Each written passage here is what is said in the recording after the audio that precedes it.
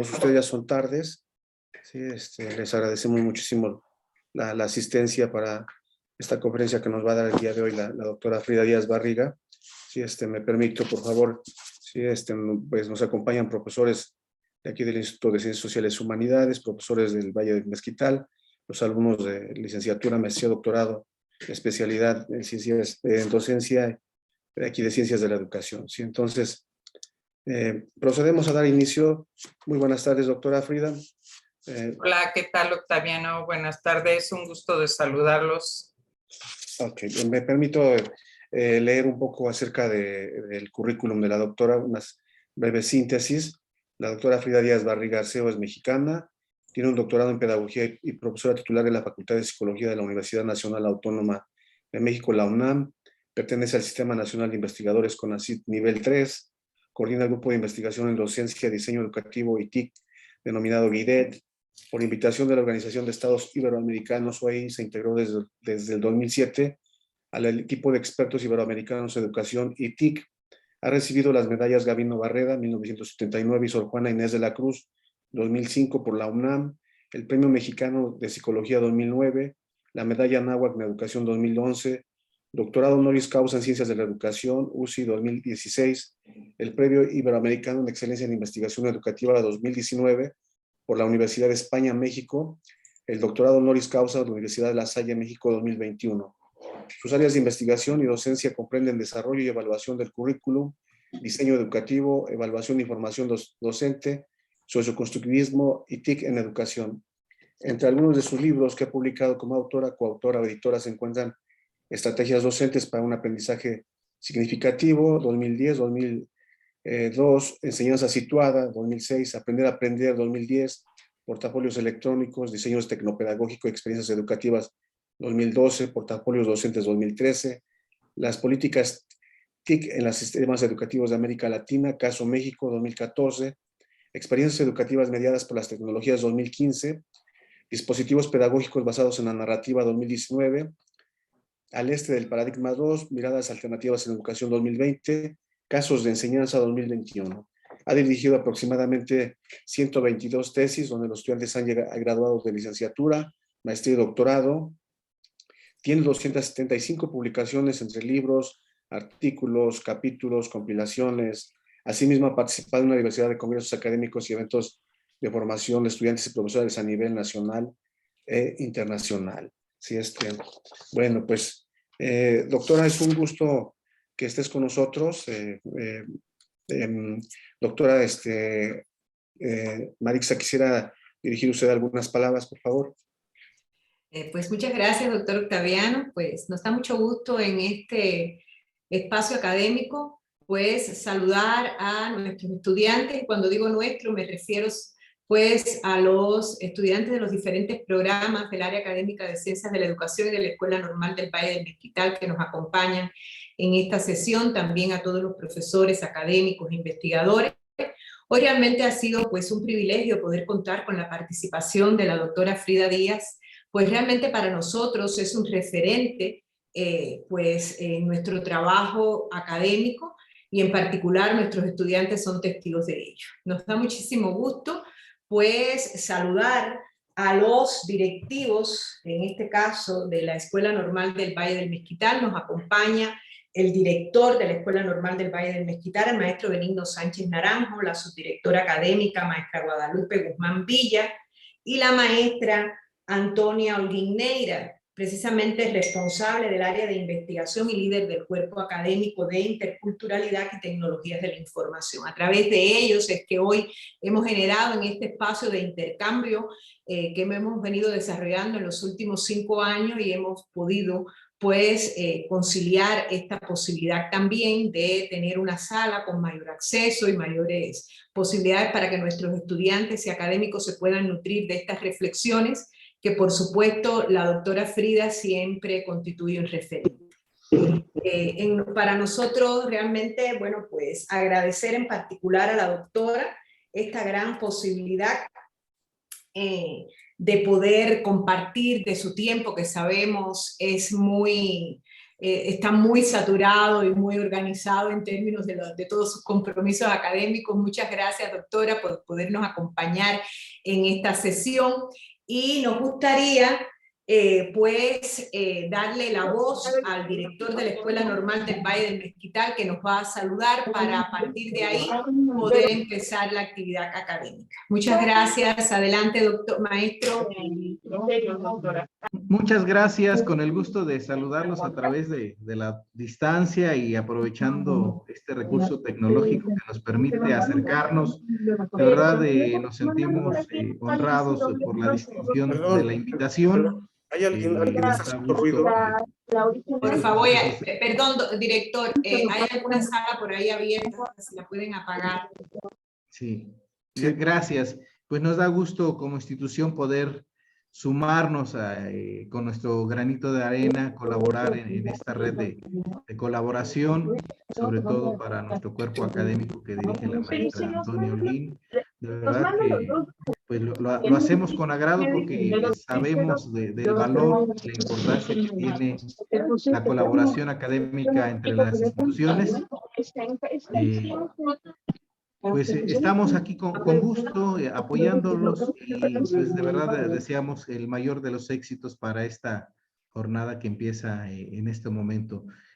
Con mucho gusto estamos para servirles, es un gusto poderlos saludar y pues el mejor de los éxitos para todos y para quienes organizan este evento tan importante para las dos instituciones. Enhorabuena, mi reconocimiento y mis felicitaciones. Muchas gracias. Muchas gracias, maestro. Es un placer para nosotros, bueno, pues tener estos espacios de intercambio. Yo creo que realmente nos revitalizan y nos hacen crecer. Y por supuesto con el reconocimiento de la doctora Frida Díaz Barriga, que como le dije, no es solamente un referente nacional, sino internacional. Y para nosotros es un privilegio que su voz esté presente en interacción con nuestros estudiantes, académicos e investigadores. Por eso creo que hoy es un día de vestirnos de gala para todos, porque siempre cada actividad de aprendizaje representa este gran desafío. Y no todos los días tenemos la oportunidad de poder compartir con una académica investigadora que realmente desde su sencillez y humildad, porque la conocemos y por supuesto hemos compartido otros espacios, pues nos transmita esas experiencias que realmente van a ir revitalizando el ser y quehacer de la actividad docente e investigadora en la contemporaneidad. Muchas gracias, doctor Octaviano, pues ya te cedemos la voz para que conduzcas la sesión. Adelante, muchas gracias. Muchas gracias, doctora Marixa. Le agradezco muchísimo estas palabras muy bonitas de bienvenida a la doctora Frida Díaz Barriga, ¿no? Ya siempre compartiendo, como lo has dicho, se ha distinguido por su gran capacidad para el desarrollo de libros y una diversidad de cosas que viene haciendo a favor de la comprensión, de la mejora de la educación, en eso de los procesos de la enseñanza-aprendizaje, la inclusión que tiene del constructivismo, las tecnologías, ¿no? Los trabajos que viene realizando en el extranjero con el doctor César Coll y no sé con cuántos más investigadores, pero creo que la doctora ha alcanzado una comprensión muy amplia de los teóricos en el campo de la psicología de la educación junto con las tecnologías, y no me queda más que darle la bienvenida y la voz, doctora, para que por favor nos ilustre y podamos disfrutar y escuchar un poquito de su repertorio que usted ha venido asimilando. Doctora, adelante. Muchísimas gracias, Octaviano, y gracias por invitarme a esta sesión, a Marisa por ser tan amable con esa bienvenida tan cálida, y bueno, pues también le envío unos saludos muy afectuosos a doctor Javier Moreno, todos ellos personas muy cercanas y muy queridas por mí, y gracias a mis colegas de la Universidad Autónoma de Hidalgo y bueno, pues a todos mis colegas del Estado que están siendo tan amables de conectarse a esta charla. Con todo gusto la he preparado para ustedes, espero que les sea de utilidad, de reflexión. Ya saben que yo siempre incluyo pues algunos links, algunos materiales de trabajo, por si a alguien le interesa con posterioridad a la charla continuar con alguno de estos temas o profundizar en algo de lo que se exponga, o bien incursionar en los sitios web donde se habla de las metodologías que vamos a presentar, pues con todo gusto lo puedan hacer. Yo ya le he compartido este material al doctor Octaviano y entonces al terminar la sesión, pues ya nos pondremos de acuerdo para quien le interese cómo se le puede hacer llegar. Fíjense que me sigue apareciendo aquí un mensajito que dice que está cargando mi propio video, pero bueno, el mío, no importa que no me vean a mí, lo importante pues es que podamos ir siguiendo la presentación, que yo creo que eso no vamos a tener ningún problema. Entonces vamos a hacer el recorrido de la charla a través de esta presentación que, insisto, es para ustedes y seguramente entraremos a 1 o 2 sitios web para una rápida exploración de lo que ahí les quiero compartir. ¿Cuánto tiempo tenemos, Octaviano, para ir ajustando más o menos?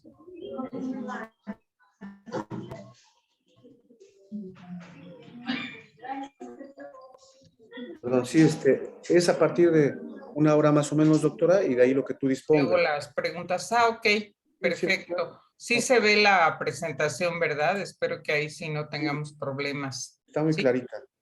Bueno, Sí, se ve. miren, vamos a compartir algunas reflexiones sobre qué retos tenemos las personas que nos dedicamos al campo de la educación, seamos pedagogos, psicólogos, docentes, tutores, asesores educativos. A veces incluso creo que también las personas que están en el papel de la dirección, porque son personas que pues con el liderazgo que ejercen en las comunidades educativas también tienen un impacto importante. Y pensando sobre todo en eso que hoy en día se llama la nueva normalidad, fíjense que siento que tenemos que profundizar más en el concepto mismo de nueva normalidad. Lo hemos visto en términos muy generales como pues algo que antes era lo inédito, lo que no se vivía, lo que no era nuestra práctica habitual en la cotidianeidad, que se vuelve lo habitual o lo común. Pero fíjense que ese es un concepto que tiene una trascendencia importante. Es un concepto que, fíjense, no viene del campo de la educación, como suele suceder en muchos de nuestros temas. Es un concepto que viene pues del campo de la economía en este caso y que fue acuñado pues después de la crisis financiera de 2008. Cómo cambia la sociedad con eventos que son importantes y que transforman nuestra realidad. Y eso pues creo que es algo que tenemos que entender hoy en día con esta nueva normalidad, resultado del COVID, que ha tenido un impacto muy importante no solo en el área de la salud y de la economía, sino en el área de la educación. Aunque pensemos que ahorita estamos regresando a lo que antes teníamos, en realidad no, porque han cambiado cosas importantes y además no solo es esperar a que las cosas se den, sino tendríamos que tener estrategias muy claras para nosotros dirigir en qué dirección y hacia dónde queremos que transite esa nueva normalidad. No solo hemos tenido cambios económicos, insisto, sino en convivencia, socialización, en nuestra forma de ver y cuidar la salud. Creo que hemos tomado una conciencia de la salud que antes no teníamos, incluso los jóvenes, que era una población que claro, pues están en pleno goce de la salud y no piensan en ella, hoy en día son más conscientes de ella. Hemos entrado a nuevas formas de trabajo, esta realidad del teletrabajo o trabajo remoto, pues eso ya llegó para quedarse. Hemos replanteado lo que entendemos por movilidad, por contacto, por comunicación. Nuestras formas de consumo han cambiado, esperemos que sean para un consumo responsable. Entonces, tenemos que ver, pues, este confinamiento de 2 años, algo completamente inédito en nuestra historia de vida a nivel mundial, cómo ha cambiado el tema de la educación, el tema de la distancia social, del aislamiento. Bueno, pues han cambiado muchos procesos, prácticas, mentalidades, vida cotidiana, y tenemos que ver eso, qué retos está pues generando para el campo de la educación. Las transformaciones que hemos vivido en pandemia, pero también los cambios que se estaban dando en estas últimas 2 décadas, nos tienen que hacer replantear, por lo menos, según todo lo que dicen los especialistas del tema, los sociólogos del cambio, los autores pues, más importantes que escriben sobre temas educativos, los organismos internacionales, etcétera, replantear muchas miradas que hemos tenido acerca de la educación. Primero, entender que estamos ante nuevas ecologías del aprendizaje y de la comunicación y que eso requiere que generemos ambientes distintos para aprender. Que la educación remota que hemos vivido en este contexto de emergencia ha hecho más evidente la inequidad y la exclusión social en que vivimos y que el sistema educativo no va a poder cumplir sus metas si seguimos en esta dinámica de falta de justicia social y donde, aunque decimos que la educación es de todos y para todos, en realidad las cosas no son así. Tenemos que construir una psicología y me parece que también una pedagogía de la educación virtual, que si bien a nivel teórico ya se venía hablando mucho de esta situación, pues hace ya algún tiempo, por lo menos me parece a mí que desde los años 90, y hay literatura muy importante en el tema. No era eso con lo que estábamos trabajando, las tecnologías digitales en las escuelas. Tenemos que repensarlas como artefactos culturales, no simplemente como instrumentos técnicos, porque nos dimos cuenta que ni tenemos las competencias digitales esperadas, ni sabemos gestionar la tecnología en la educación, ni hemos logrado los cambios deseados. Esta pandemia también nos ha hecho ver que tenemos que repensar los procesos de formación docente. Y si bien ya hay autores que han escrito de cómo aprende el docente, yo siempre pienso en el doctor Latapí o en autores escribiendo de cómo aprende un docente y por ende cómo hay que formar al docente, cómo es de estas incidencias críticas que sale lo mejor para repensar la formación, como dice Carles Monereo. Pues este reto de confinamiento y incertidumbre también nos enseñó muchas cosas de los docentes que no podemos dejar de lado. También tenemos que repensar el currículum escolar. Se está replanteando ahorita el currículum de la educación básica en México, pero tendríamos que ver con qué alcances y con qué limitaciones. Y si todo lo vivido en este confinamiento, pues realmente se está reflejando en una innovación para los proyectos curriculares. Y bueno, tenemos también que repensar métodos y enfoques de intervención psicoeducativa. Yo quisiera decirles que, bueno, por lo menos desde mi grupo de investigación y las experiencias que tuvimos en la pandemia, hay que repensar mucho no solo los métodos en sí, sino lo que está detrás, cuál es el papel del investigador, del agente educativo, del profesor. Creo que ya no podemos seguir con los métodos desde la mirada del experto externo, sino que tenemos que trabajar con métodos mucho más participativos y desde la mirada de la comunidad. Muchas de las pues reclamos, quejas, faltas de sentido cuando inicia la pandemia es ver que muchas de las políticas educativas se estaban iniciando sin consultar directamente a los actores de la educación. Y ya no digo a los profesores, ¿verdad? Sino a los propios estudiantes que a final de cuentas, pues se supone que todos estamos trabajando centrados en los alumnos, pero ¿quién le pregunta a los alumnos? ¿Quién se ha acercado a hacer un verdadero diagnóstico de las condiciones que tenemos en nuestras comunidades, tanto los profesores como el estudiantado?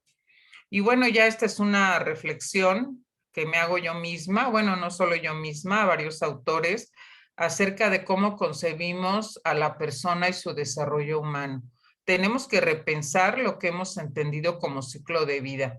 Esa idea universalizada de que vamos pasando por ciertos estadios o etapas en un ciclo de vida, que todos pasamos de la misma manera y todos vivimos las mismas cuestiones, pues creo que eso ya lo sabíamos hace tiempo que no era no era así en realidad, y que estas distintas etapas o momentos de ese llamado ciclo de vida en realidad pues son una interacción entre las personas, los individuos, tal vez incluso que somos como especie humana, cultural, económico en el que nos desarrollamos. Por eso hoy en día la educación la tenemos que atravesar con un tema de interseccionalidad, lo vamos a ver ahora un poco más, y lo tenemos que atravesar también con una discusión amplia de cuestiones que tienen que ver con género y con inclusión. Ya esos no son temas como antes entendíamos lo transversal, el complemento, el aderezo, un algo para comentar a veces anecdóticamente o a veces muy marginalmente en nuestros contenidos educativos. Si no atendemos un proyecto educativo interseccional con mirada de género y tendiente a la inclusión y la justicia social, pues es que finalmente, les insisto, no hemos aprendido de esto que hemos llamado pues el hito, ¿verdad? De lo que va de este siglo. Son muchas transformaciones que tendríamos que entender. Y bueno, de entrada me gustaría decirles que lo que les quiero presentar a continuación lo baso también mucho en autores tan importantes como Paulo Freire. Creo que es el momento de recuperar todos esos aportes de los grandes educadores latinoamericanos y entre ellos Paulo Freire. Ya ven que estuvimos celebrando el año pasado los 100 años de nacimiento de este autor y me gustaría recuperar su concepto de leer el mundo.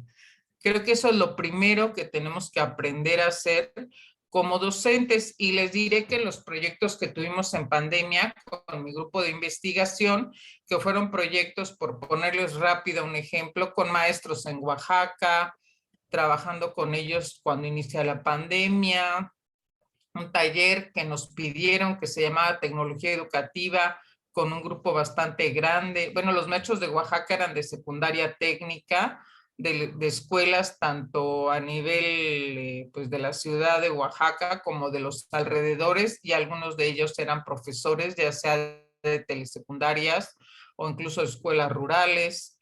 Con el grupo que estuvimos trabajando en Aguascalientes, eran maestros de educación básica, algunos de ellos también estaban en los CAMS, los centros de atención múltiple, y algunos eran de bachillerato, algunos igual en medio rural, algunos en distintas ciudades, pero pues todos ellos con retos muy, muy interesantes. Estuvimos trabajando también con alumnos de pedagogía y psicología y alumnos de educación básica y chicos preescolares. Y claro, un grupo que tenemos ya desde hace tiempo de jóvenes con discapacidad intelectual que están en un proceso de inclusión en la universidad, en nuestra facultad, que es la Facultad de Psicología.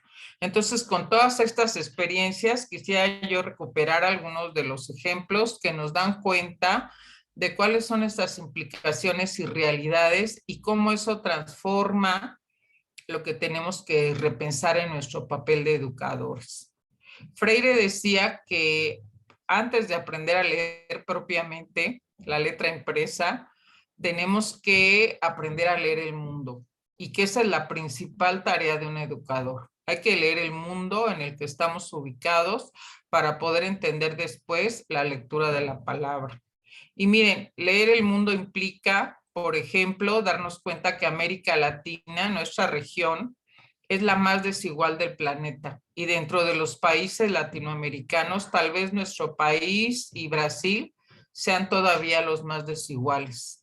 Más que cuando se hacen estudios comparativos con África, con Asia o con otros países que consideramos muy pobres, sí, pero no tan desiguales.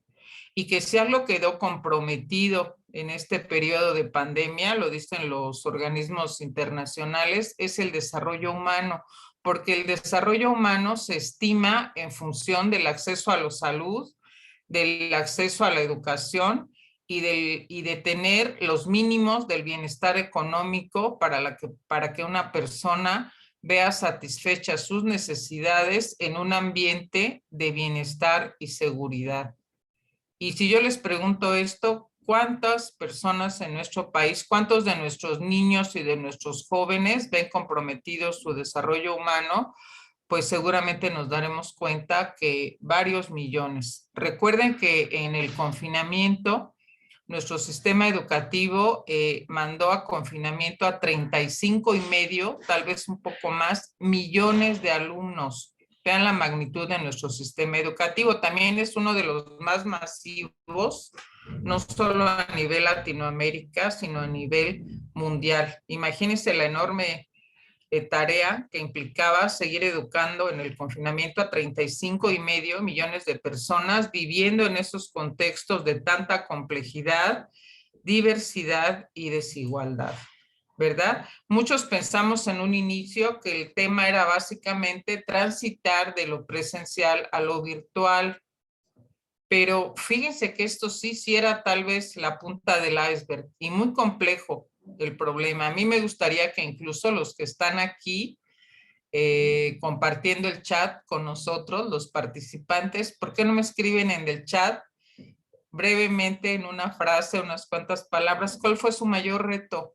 ¿Cuál fue su situación, problema más compleja para atender en estos 2 años en su tarea como personas que están en el ámbito de la educación? Para todos fue un reto. Somos profesores, la mayoría, formados para la educación presencial, a veces también con cierta complejidad, esa educación cara a cara o presencial con muchas carencias a veces, pero pasar a lo virtual no fue nada sencillo. Primero porque encontramos pues esa brecha digital. 43%, según datos de INEGI en 2019, de las personas en México carece de internet en sus hogares, ¿verdad? No tiene posibilidades de estar tomando clases de manera óptima en lo virtual, pero además no se tienen las competencias digitales requeridas. Puede ser que tengamos habilidades, ciertas capacidades para el uso de la tecnología en lo cotidiano, lo recreativo, espacios de ocio, etcétera, en muchos ámbitos, pero eso no asegura ese tránsito directo, sencillo, lineal al ámbito de la educación. Encontramos también que estas capacidades de autoestudio, eso que se viene diciendo siempre en todos nuestros proyectos educativos, el alumno autónomo, el alumno autorregulado, el alumno que estudia por sí mismo, el alumno muy motivado intrínsecamente por el conocimiento, pues encontramos que esta es una de las cuestiones más difíciles de lograr con nuestros estudiantes y que cuando estuvimos e inicia la pandemia nos damos cuenta que esto no se presenta de una manera sencilla ni automática, que hay que trabajar muchísimo para que se den esas capacidades de autoestudio, porque no emergen naturalmente, porque no vienen en el paquete previo del alumno, ni van a surgir simple y sencillamente porque les pidamos que hagan tal o cual cosa, ¿verdad? Pero también empezamos a ver un desbalance socioemocional muy importante, que si ustedes me permiten mencionarles, los primeros, pues las primeras encuestas, estudios que se hicieron sobre qué estaba pasando, por ejemplo en Oaxaca, que les comento que hicimos una participación con maestros de secundaria, se aplicó una encuesta como a 1,500 docentes y al poco tiempo ya veíamos que habían pasado de tener como prioridad 1 el tema de cubrir los contenidos de las asignaturas al tema de atender en lo socioemocional a sus alumnos y a sus familias e incluso de ver cómo lograban comunicarse con ellos, porque sabían que no tenían la mayoría de ellos internet o no sabían qué hacer para seguir toda la ruta de trabajo de aprende en casa. Y bueno, pues tenían que formar otro tipo de redes de comunicación. Encontramos que con lo que más se lograron esas redes de comunicación y apoyo fue con el WhatsApp. No sé cuál fue la experiencia que ustedes vivieron. Déjenme ver aquí en el chat que me ponen. ¿Qué les costó cuáles fueron sus grandes retos, ¿verdad? A ver si vamos coincidiendo en esto que les estoy poniendo. Pues dicen poca habilidad en el uso de la tecnología, falta de equipos de comunicación con los alumnos, la conectividad, la comunicación oral a distancia. Fíjense que se encuentra, y eso ya también había investigación antes, que nos cuesta mucho, más que la comunicación oral en plataformas, la escritura en los medios digitales y cuando esta es asíncrona. Parece ser que hay ahí algo en esa habilidad que tenemos que aprender y perfeccionar, y por supuesto no es un traslado automático de lo que hacemos en la interacción cara a cara. Aquí dice Antonia, los estudiantes no tienen acceso al internet, por supuesto la desigualdad digital, poco acceso a espacios adecuados. Bueno, vamos a verlo, las condiciones en que los alumnos a veces estudian en casa y que a veces nos explican por qué muchos no se quieren pues contactar o no quieren prender la cámara, ¿verdad? La comunicación oral a distancia, cuando no quieren participar, la falta de equipos de comunicación con los alumnos, la habilidad en el uso de la tecnología. Y miren, eso tanto nosotros docentes como ellos estudiantes. Estoy segura que si les pregunto qué tanto aprendieron de tecnología, aprendieron mucho en estos 2 años, tal vez mucho más por el contexto de emergencia y necesidad que en muchos otros cursos o momentos que hubieran tomado sobre tecnología, porque efectivamente sí, el saldo es que con todo este gran reto aprendimos mucho y todavía nos falta mucho, ¿verdad? Pero tanto docentes como alumnos, pues enfrentamos, cuando fue posible por nuestra, pues la existencia de posibilidades, avanzamos en el uso de la tecnología. Nadie dice que su reto fue despertar la curiosidad y la motivación para un aprendizaje significativo a través de los medios digitales. Otros nos dicen no solo es la conexión a internet, pues los servicios básicos como la electricidad, el poder tomar clases en el comedor, en la cocina, en la recámara, pues eso también lo vamos efectivamente a ver. Bueno, lo tienen ya ustedes muy claro. Tal vez eso no es algo que yo tenga que decir, tal vez ilustrarles un poco desde la voz de los alumnos y bueno, la investigación de tesis.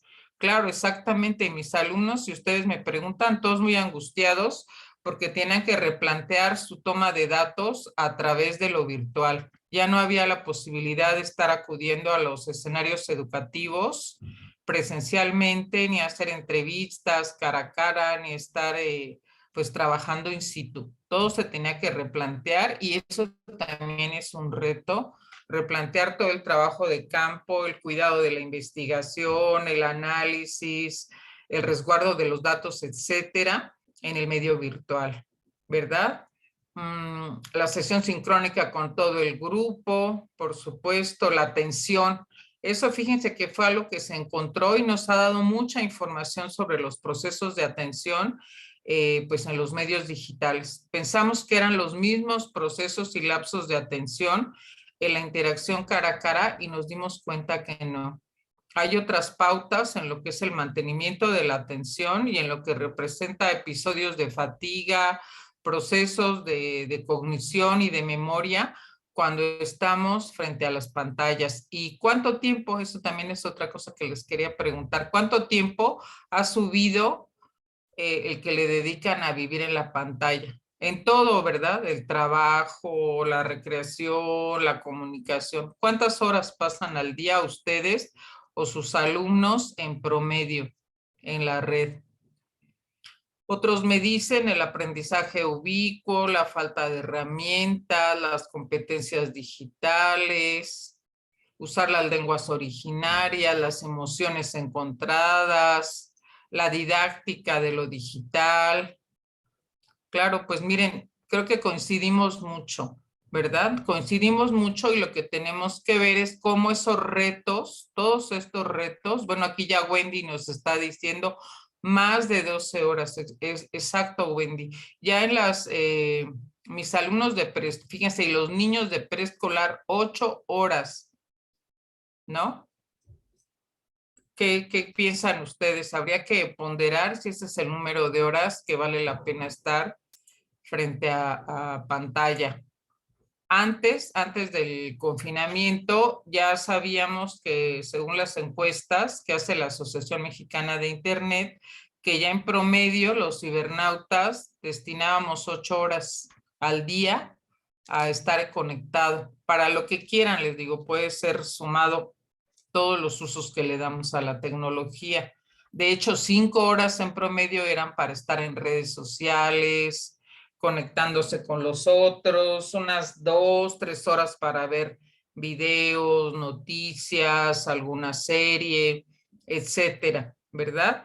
Pero pues cada vez más horas, fíjense, a veces ya la mitad del día y ahorita efectivamente 12 horas, algunos 14 horas, algunos otros más horas frente a pantallas. Y nuestros cibernautas son niños que desde los 6 años empiezan ya a estar en la pantalla.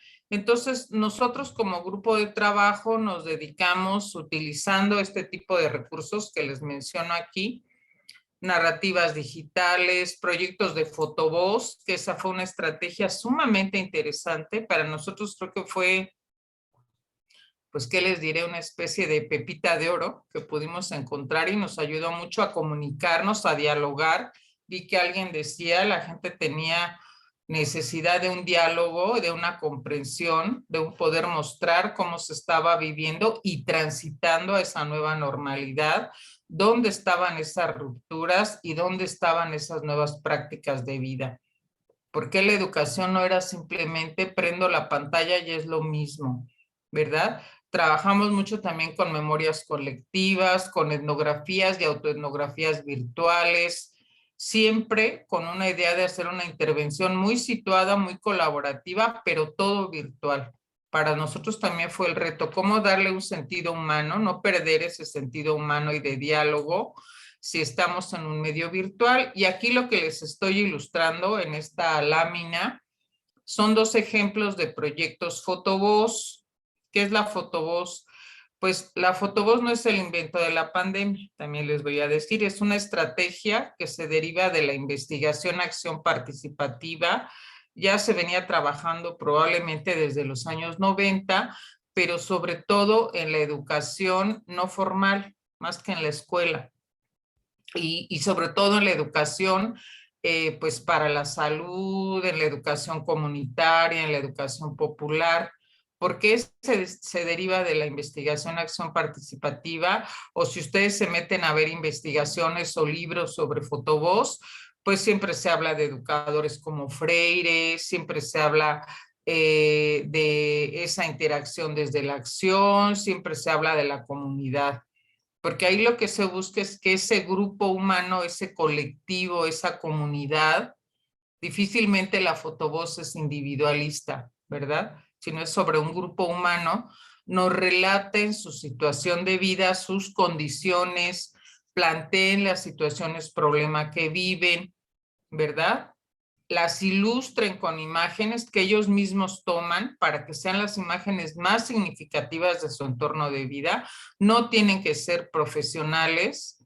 Mientras yo les comento esto, me gustaría que observen estas 2 imágenes. Una, la de la izquierda, es de una profesora de preescolar, de cómo adoptó su pequeño espacio de vida para seguir atendiendo a sus alumnos de preescolar, para atender a sus 2 pequeños hijos que también estaban en Aprende en Casa y para seguir haciendo todo lo que correspondía a su trabajo en el hogar. ¿Verdad? Ahí simplemente podemos entender por qué hoy en día ya la propia UNESCO ha hecho estudios o algunos otros organismos o investigadores acerca de la condición de la mujer en la pandemia. ¿Verdad? Si vemos el tema género, la más vulnerada en la pandemia es la mujer. Donde se incrementó más la violencia es hacia la mujer. Donde hay una sobrecarga y mucho estrés, sobre todo en las jóvenes adolescentes, es en las mujeres. ¿Verdad? Veamos aquí sus condiciones de vida. Y en el lado derecho, pues estamos viendo la nueva normalidad de muchos estudiantes. Esta es de una fotovoz que hice con alumnos de la UNAM, mis estudiantes, algunos de ellos, algunos de otras escuelas y facultades, y bueno, vean dónde sus condiciones de estudio en casa.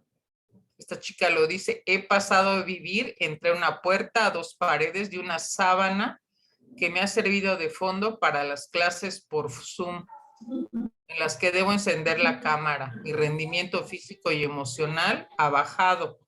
Pierdo concentración fácilmente. Y en ocasiones he preferido omitir mis participaciones porque hay mucho ruido en mi casa. ¿Verdad? Muchas veces nos molesta y bueno, creo que sí sentimos que para nosotros como maestros es muy desesperanzador, por decirlo de alguna manera, no ver a nuestros alumnos que no prendan la cámara. Como yo ahorita que mi cámara no funcionó, han de decir, bueno, qué mala onda esta señora, no la vemos, ¿verdad? Siempre falta esa interacción cara a cara, ese contacto que nos hace sentir una cuestión más dialogante, más humana. Y cuando no la tenemos es difícil, pero vean las condiciones de esta chica en esa silla, esas 12 horas, con ese pequeño teléfono, porque si vemos la alumna no tiene equipo de cómputo, ¿verdad? Ahí está 12 horas y su gran esfuerzo es por no perder sus estudios. Pero me gustaría a lo mejor si entramos a esta otra fotovoz, les dejo los links, el de los alumnos, el de la nueva normalidad de los estudiantes, ellos lo hicieron en un video que está en YouTube, ahí está el link. Pudimos trabajar con ellos para que lo pudieran editar. El video está sencillo, no está muy bien editado que digamos, pero bueno, cada alumno mandaba un segmento de video y más bien quedó un poco un collage, pero ahí lo importante es eso, cómo nos están ellos relatando lo que están viviendo. Algunos con el comentario que ustedes hacían, muy angustiados por su tesis, por su servicio social, por su trabajo en prácticas, en escenarios, porque pues todo se cerró y de repente ellos sintieron que se quedó truncada su formación, el cierre de su carrera, o los que eran de nuevo ingreso, decían, bueno, pues estoy entrando y ¿a dónde estoy entrando? ¿Dónde está la universidad? ¿Dónde está mi aula, mi generación? Entonces el reto era darle sentido a todos esos escenarios de vida. Pero vamos a ver aquí con las maestras de preescolar, si me permiten, son maestras de Aguascalientes las que estuvieron en este proyecto. Y miren que era un curso, que eso se los quiero decir porque tal vez les dé más sentido, un curso en que el reto era que les enseñáramos tecnología a los maestros de Aguascalientes, pero decíamos, pues enseñar la tecnología por la tecnología, ¿qué sentido tiene?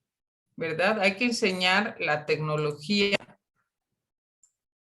que tenga un sentido pedagógico. No podemos llegar, te doy tu curso de Zoom, te doy tu curso de, pues, ¿qué será? De edición de video. No, sino vamos a hacer un proyecto que le dé significado pedagógico y los proyectos eran, vamos a ver la condición de los profesores, qué están trabajando, cómo están aprendiendo, qué retos tienen con la tecnología, o vamos a hacer un diagnóstico de la situación de nuestros alumnos. Sobre la base de esos proyectos, pues ya se montaba la tecnología. Si los maestros eran muy carentes de equipo, de condiciones, etcétera, o estaban iniciando apenas con la tecnología, pues no les voy a poner que me construyan un sitio web. Probablemente con ellos lo que hacíamos era, bueno, vamos a optimizar el PowerPoint que sabes usar, le vas a encontrar muchos más detallitos y posibilidades. Vamos a trabajar un poco cómo sacar mejores imágenes con nuestro teléfono, cómo grabar audio con nuestro teléfono y con eso vamos a hacer este proyecto. Lo importante es ver qué es lo que estamos viviendo en pandemia y eso fue un proyecto que además a ellos, según nos decían, les resultó muy resiliente. ¿Sí? Vean, por ejemplo, aquí lo que nos están comentando las maestras. Y ellas le quisieron poner así detrás de la sonrisa de un docente en pandemia. Y su reflexión, pues era esta, precisamente, que muchos se quedan preocupados por lo que se está viviendo en el día a día, pero ¿quién piensa todo lo que ha cambiado la condición de los docentes? Ya que estamos viendo esa nueva normalidad hacia la situación docente. Ya me dirán ustedes si coincide con todas estas inquietudes que ustedes me han estado compartiendo aquí en el chat. Y ellos también muchísimas horas, pero muchísimas horas en pantalla, ¿verdad? Y miren que estos son las maestras, afortunadamente, también porque se empieza a apoyar la SEP, pues tienen acceso a sus cuentas en Google. Para muchos fue la primera vez que abrieron una cuenta de correo y empezaron a usar plataformas y consiguiendo equipos para el aprende en casa de sus niños. Pero miren, vean las condiciones de la casa, que es muy complicado que la casa se vuelva al mismo tiempo oficina y se vuelva el aula o el espacio donde los chicos tienen que aprender. Miren, por ejemplo, esta educadora dice, soy madre de familia, tengo 6 hijos entre 6 meses y 11 años. Y aquí nos decían, ¿cuáles son las emociones que siento? Son las emociones en el inicio de la pandemia.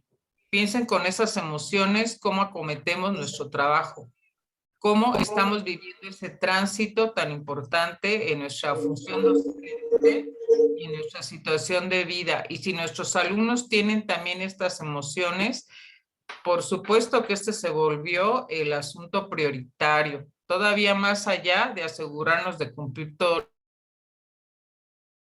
o del programa, ¿verdad? Las maestras, el trabajo en casa es muy demandante. Cuando hicimos entrevistas con padres de familia, queriendo ver cómo apoyaban el aprende en casa, en realidad la mayoría eran mamás. Muy pocos eran los padres varones que estaban apoyando el aprende en casa.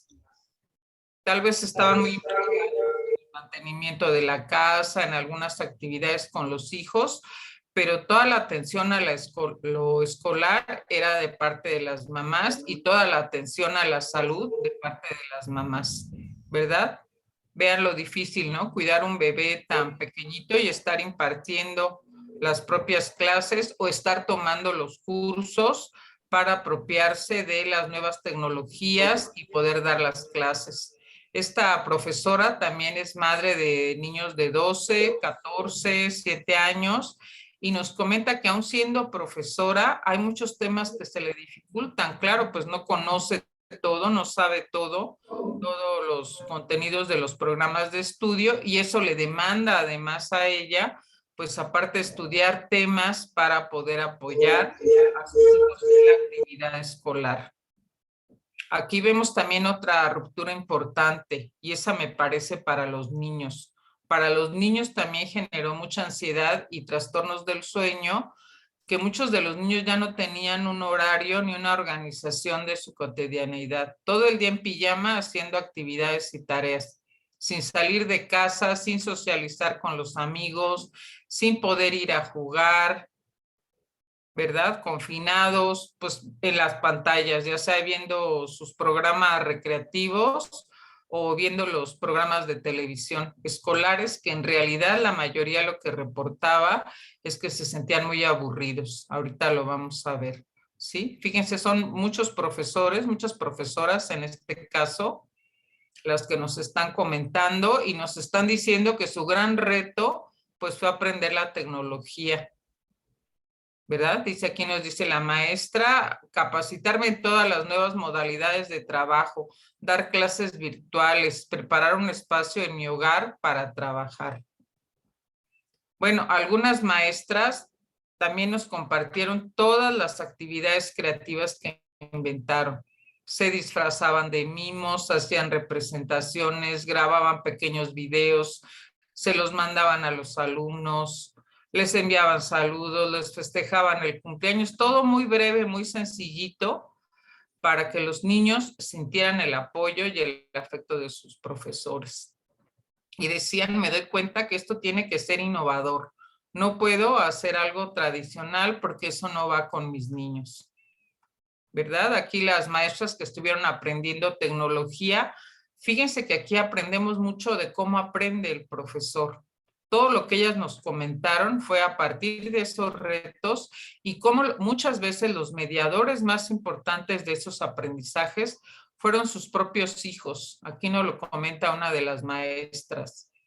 Mis hijos han sido mis maestros. Ahora, después de tomar cursos, webinar y capacitaciones en línea, logro emplear nuevas aplicaciones y comenzar a innovar mis clases. Todos los maestros nos decían que ya habían tomado clases de tecnología, pero que ahora le estaban encontrando un sentido, dada la problemática específica que tenían que afrontar, ¿verdad? Cuando empiezan a vincular la tecnología con la pedagogía, y eso yo creo que le va a dar mucho gusto por pues, toda su hipótesis de investigación al doctor Javier Moreno, pues es cuando el maestro empieza a encontrar ese clic, ese camino para innovar en la clase. Mientras sigamos dando la clase separada del Zoom, de cómo hago una hoja de cálculo, de cómo dibujo una gráfica así en abstracto en general, pues no vamos a lograr esa innovación, ¿verdad? Y bueno, pues vean lo que les comento. ¿Quiénes son los responsables del cuidado y de los asuntos fuertes, a veces graves, de los familiares? El cuidado del adulto mayor y las profesoras, pues trabajando por un lado de esas otras tareas tan complejas, tan demandantes, tan desgastantes emocionalmente. Cuando ellas mismas se enferman y que no dejan de trabajar, ¿verdad? Muchos de ellos gastando su salario porque tenían muchos chicos que no tenían manera de seguir mediante tecnología o televisión, a veces ni radio, los procesos educativos. Entonces, les insisto, ahí es donde se vio la virtud de las redes de WhatsApp y la manera en que se conectaban así en pequeños nodos de comunicación, y las maestras hacían materiales, pautas de trabajo, guías didácticas, y nos decían, nos convertimos en Uber profesor para poder compartir con nuestros alumnos, ¿verdad?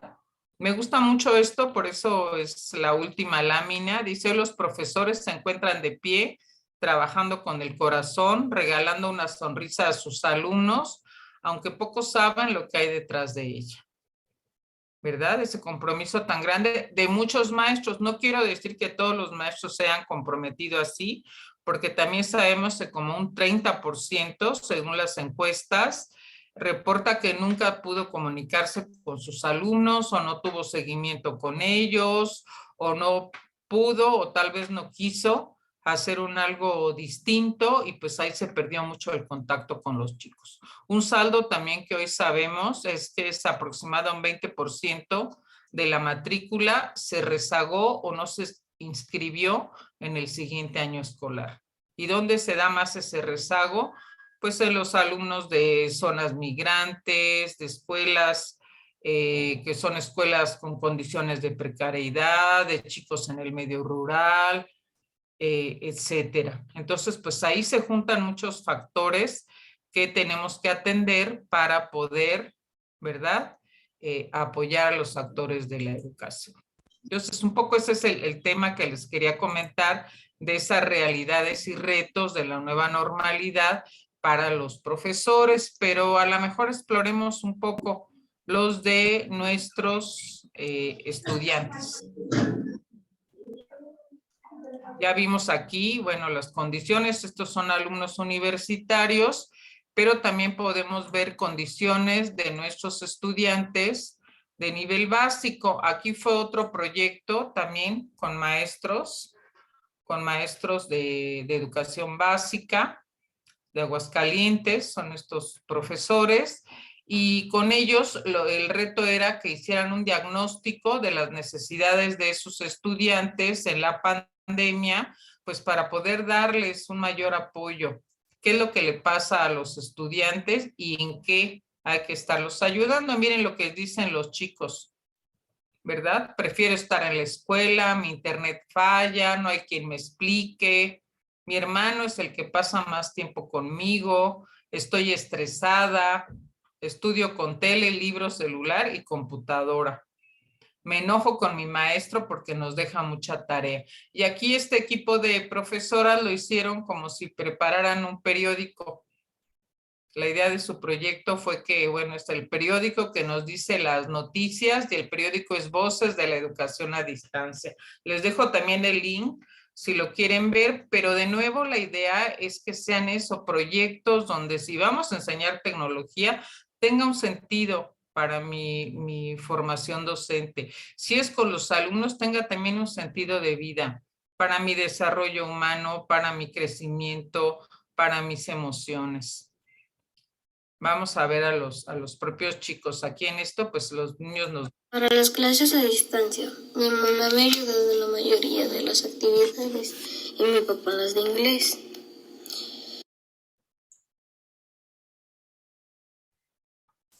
Se me han hecho difíciles algunas actividades de matemáticas porque no hay alguien que me explique o en veces mi internet falla. Me he sentido bien al estar en casa, pero prefiero estar en la escuela, ya que está mi maestra para que me explique mejor y están mis compañeros para ayudarles y que ellos me ayuden a mí.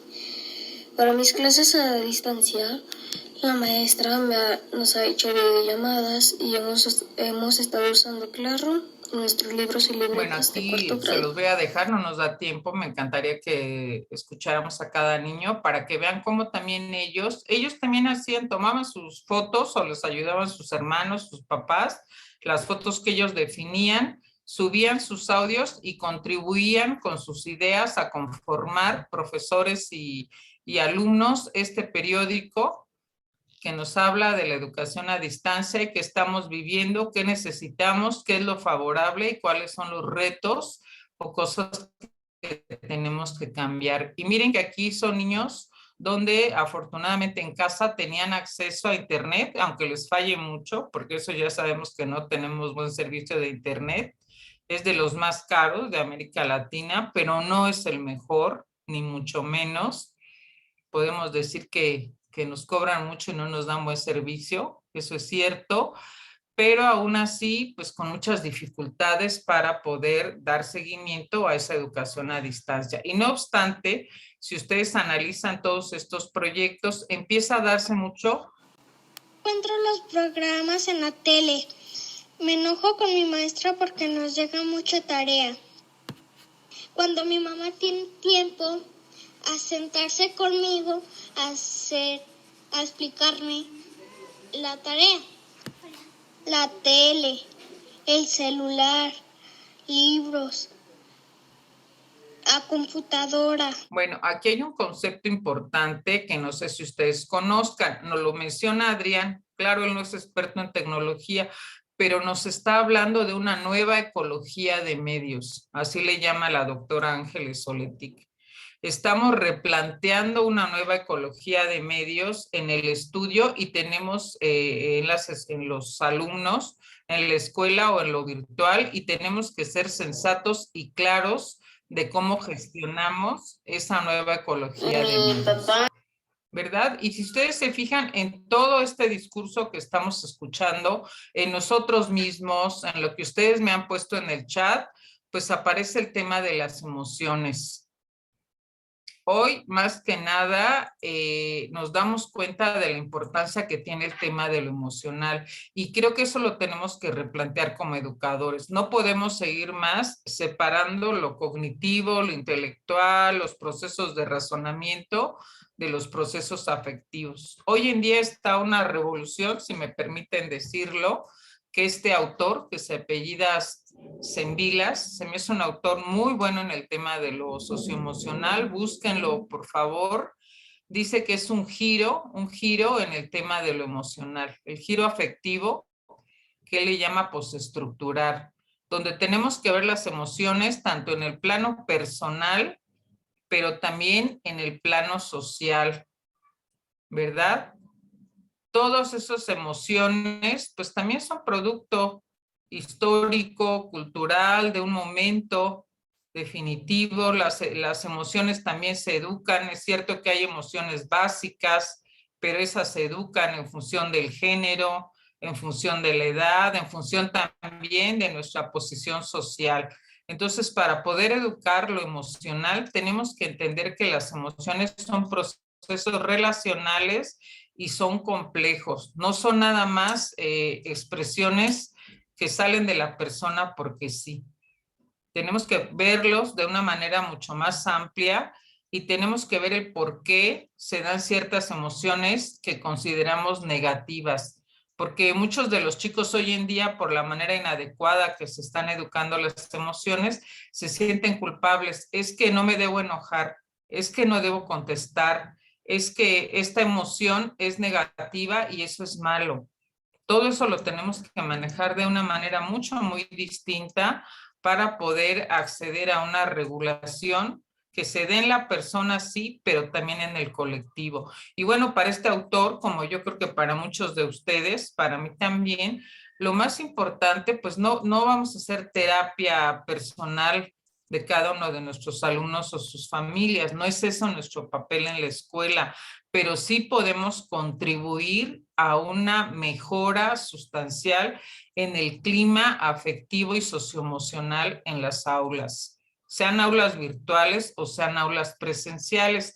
¿Por qué nos vamos a la virtualidad y sigue ahí el acoso, el maltrato, las burlas, el autoritarismo? ¿Por qué en vez de disminuir se incrementa el acoso sexual a las adolescentes de parte de sus compañeros y a veces de sus profesores? Creo que eso es lo que tenemos que reflexionar para repensar este tema de las emociones, que hay mucho todavía por conocer y por estudiar. Y bueno, fíjense que también a través de esto nos damos cuenta cómo esos cambios sociales pues están transformando a nuestros niños y a nuestros jóvenes.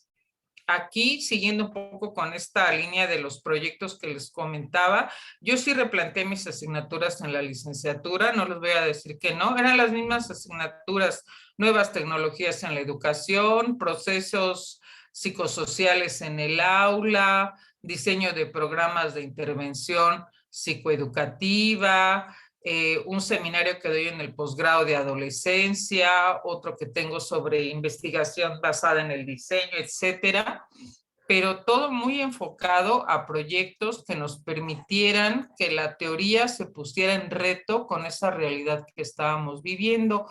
Y aquí en estos proyectos el reto fue ver qué cambios hemos vivido en la pandemia, qué hemos experimentado, y simplemente les comento de este. ¿Cómo voy, Octa? Para ver si sí lo comento o nada más les digo y ustedes lo revisan. ¿Cómo vamos de tiempo, porfa? Bien, adelante. Sí, Sí, doctor, adelante. Sí. Miren, estos proyectos, pues ya había pasado, también uno debe darse cuenta del dinamismo de los procesos. No es lo mismo que vivimos cuando inicia el confinamiento, cuando estamos ya en la antesala de regresar a las aulas o ya regresamos. ¿Qué ha cambiado? ¿Qué ha pasado? ¿Qué retos tenemos? Esto lo estuvimos trabajando con los estudiantes en el curso que yo doy de licenciatura, son mis alumnos de licenciatura, los más jovencitos, 19, 20 años, para ver los cambios en el de programas de intervención psicoeducativa. Todo programa de intervención pues inicia por conocer una realidad, ¿verdad? Y mucho con todos estos métodos que les digo, que hoy en día nos damos cuenta que son muy importantes, más comunitarios, más sociales, más horizontales incluso. No vamos a poder llegar a los escenarios educativos a dividir a los grupos, de hacer asignaciones al azar, grupos de control, etcétera. Eso en un escenario natural, olvídense. Ni vamos a llegar a imponer cuestiones si no conocemos realmente esos contextos. Entonces, pues aquí en estos proyectos, vamos a entrar al sitio web, les dejo tanto el link de este proyecto en concreto, como el link donde están este y otros proyectos, por si los quieren explorar, pero me gustaría que viéramos este. En todos esos el reto es el proyecto y yo discuto con ellos la problematización que van a trabajar. Y este grupo, que es un grupo de chicas, vuelve a ver ese tema de género, vuelve a ver ese tema de lo transeccional, deciden investigar por qué se generan nuevas tribus tras la pandemia. Y fíjense que también en el fondo este proyecto pues también pone en tela de juicio lo que ya les decía. No podemos seguir enseñando el ciclo de vida como lo enseñábamos antes. Por ejemplo, la adolescencia como esa etapa muy a la americana, ¿verdad? De que se vive de tal y cual manera. Hay comunidades donde no se vive la adolescencia. En nuestros grupos originarios, ahorita que alguien también me decía el reto de las lenguas originarias, no existe nada equivalente a la palabra adolescente, porque la adolescencia no se vive en esas comunidades. Eso se vive a partir del siglo XX en las sociedades industrializadas y en ciertos sectores, tampoco en todos, ¿verdad? Entonces eso también es algo importante. Hoy en día, pues se habla mucho de colectivos juveniles, de tribus juveniles, etcétera. Y aquí vamos a ver una realidad. ¿Ustedes sabían de las nenis? ¿Quién me escribe en el chat qué son las nenis? Y si no lo saben, ahorita se las presento. ¿Verdad? ¿Por qué todos estos procesos generan cambios tan importantes que transforman la sociedad y nos transforman a nosotros? Así como muchos jóvenes se salieron, ¿verdad? De sus estudios. Ese fue otro proyecto que hicieron conmigo los alumnos. Eran muchos estos proyectos de investigación-acción, ya sea con video, con fotografía, con entrevista, con etnografía, como métodos para realizar el diagnóstico, la intervención educativa. Pues nos dimos cuenta que muchos jóvenes para o poder mantener a su familia o seguir con sus estudios, o algunos desafortunadamente saliéndose de sus estudios, pues se fueron a trabajar en los Uber. Son esos jóvenes que están ahí de repartidores. Y cuando se entrevistó y empezamos a ver su realidad, pues compleja, ¿verdad? Muy, muy compleja, pero también con un sesgo de género de manera muy importante. Aquí lo que encontramos, pues es que se transformaron muchas cosas en la realidad. Miren, por ejemplo, los proyectos que hicimos con los alumnos, muerte y duelo en la infancia. Cómo han vivido los niños la pérdida de sus familiares por el COVID. ¿Qué significado ha tenido ser mujer? ¿Cómo impacta Instagram? Aquí a ellas les interesó pues ese tema de la corporalidad. Y este es el de las nuevas tribus en la pandemia. Hay otros más, ya después si quieren ustedes pueden entrar. ¿Qué son las nenis? A ver si alguien me escribió aquí en el chat. Mujeres emprendedoras que venden diversos productos o servicios usando redes sociales. Julia nos dice, mi hija inició la venta en internet. Exactamente, pues estas eran mis alumnas nenis y decidieron hacer un estudio más de fondo de qué implica ser neni. Personas que se dedican a ventas en línea, mujeres que se dedican a vender productos. Exactamente.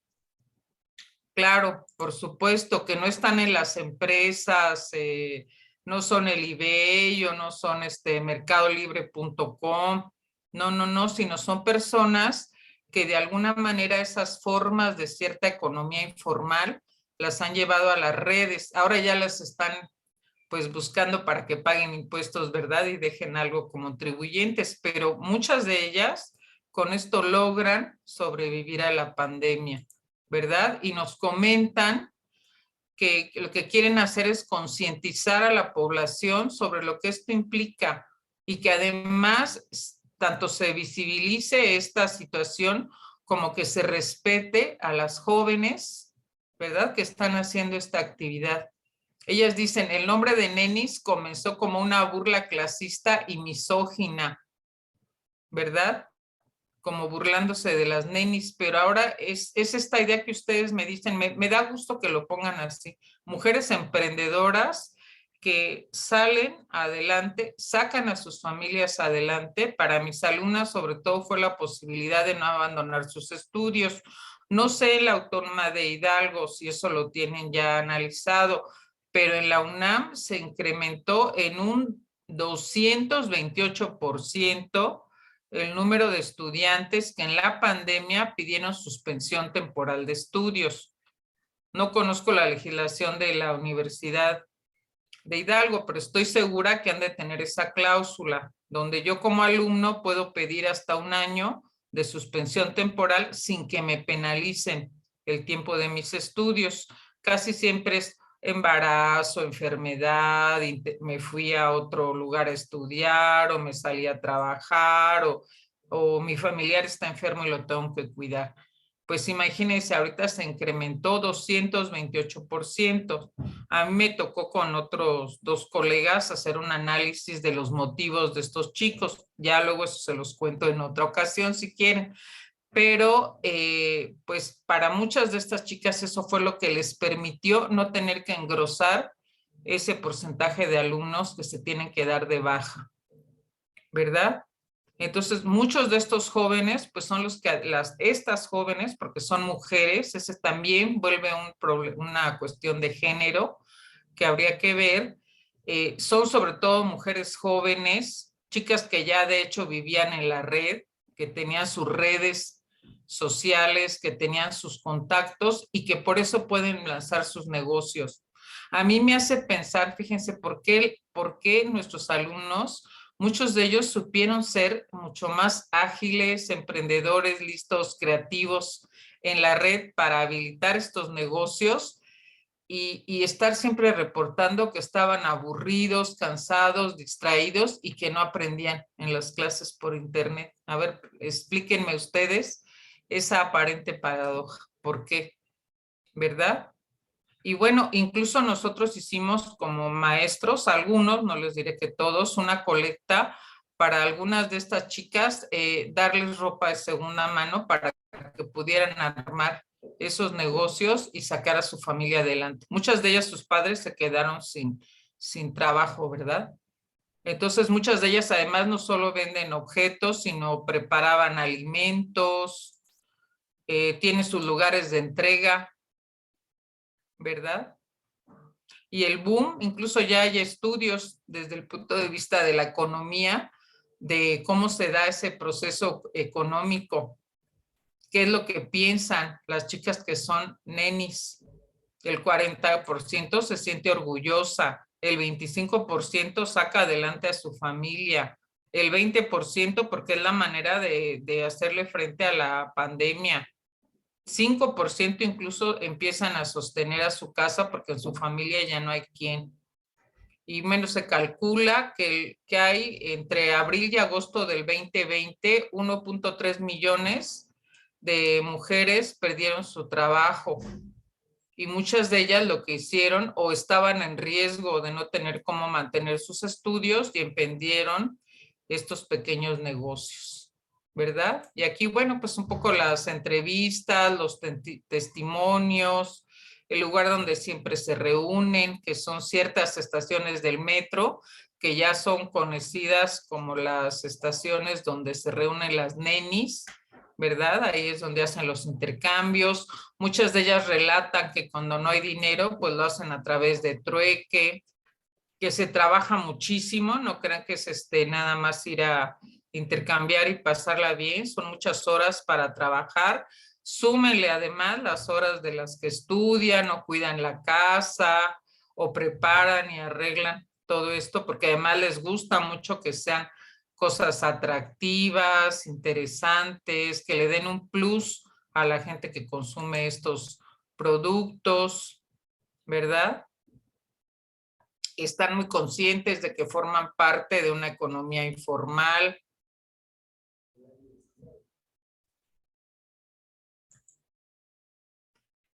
Que pues más se arriesgan, porque pues ya estamos viendo las últimas noticias, que no quiero entrar en ello, pero ustedes las saben, las de no solo Monterrey, Ciudad de México, el estado que quieran de nuestro país, de cómo se arriesgan las jóvenes por el solo hecho de salir de sus casas y de trasladarse de un lugar a otro, ¿verdad? De cómo se arriesgan también a los contagios, de cómo de todas maneras les ayuda muchas veces en conductas de resiliencia o para bajar el estrés, de cómo también las hace creativas en las cosas o inventan productos.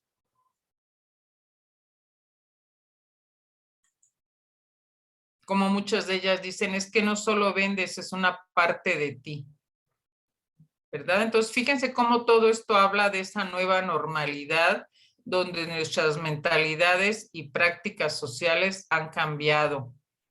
Cómo se está abonando a otras formas de economía, como dicen las chicas, en las familias mexicanas. Cómo a pesar de que se ataca tanto esa economía no formal, pues finalmente es con lo que la gente sale adelante. ¿Y qué sucedería?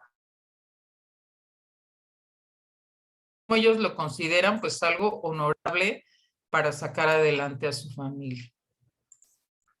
Entonces, pues eso forma parte también de la nueva normalidad y de las condiciones de vida de nuestros estudiantes. Ya para cerrar, pues nada más quisiera, si a ustedes les interesa este tema, pues también hay algo que, como siempre, ¿verdad? Siempre en toda crisis crecen también oportunidades, a veces no tan sólidas, aparecen los productos milagros, las miradas reduccionistas, y no sé en el caso de ustedes, pero yo he visto que siendo las neurociencias un campo tan importante, también ha surgido mucha gente que queriendo vender las neurociencias, quiere explicar todo o hablar de todo lo educativo, a veces con miradas muy reduccionistas. Ahí en ese sentido les sugiero mucho que lean al doctor José Antonio Castorina, que hace un análisis muy crítico de cómo se quieren aplicar las neurociencias al campo educativo. Pareciera que todo se explica por un neurotransmisor, por una estructura cerebral, ¿verdad? O por algún gen que anda por ahí y condiciona todo.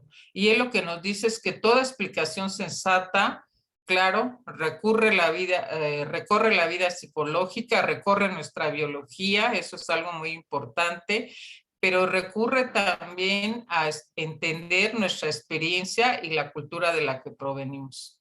Y todas nuestras explicaciones en la educación tienen que tener una dimensión histórica, social, y estamos en un momento en que ya no podemos mantener tantas dicotomías. Hace una crítica el doctor Castorina a la manera en que se quiere explicar hoy en día lo normotípico. Es un lenguaje que viene mucho de las neurociencias, lo que es normotípico y lo que es atípico, ¿verdad? Simple y sencillamente es lo mismo que lo normal y lo anormal. Y hoy en día en el campo de la educación ya no estamos para poner de blanco y negro lo normal de lo anormal, ni la mente del cuerpo, ni la razón de la emoción. Por eso es que se dice que son miradas más postestructurales, porque estamos queriendo entender la complejidad de los procesos desde sus distintas aristas y mucho como procesos de continuidad, ¿verdad? Yo siempre le cuestiono mucho a los alumnos, ¿quién es normal? A ver, levante la mano el que se sienta normal.